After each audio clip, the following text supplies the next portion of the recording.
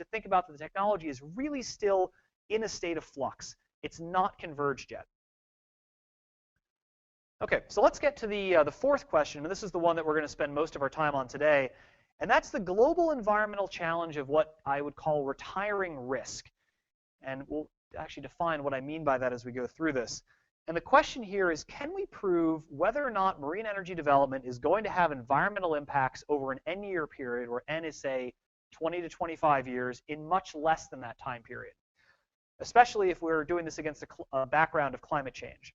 So let me give you a scenario to explain why we have to try to solve this challenge.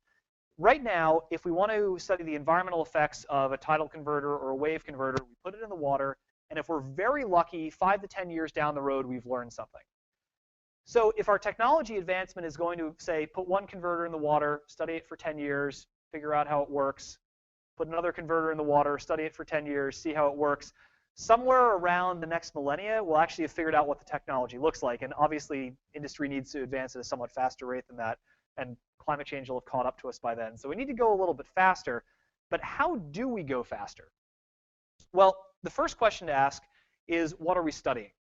And this is a question of definitions that John Horn and I wrestled with back in 2011 in an NSF workshop, where we were kind of talking past each other on what we meant about impacts and changes. And so we finally said, we should actually come up with a framework to try to describe what we're talking about here.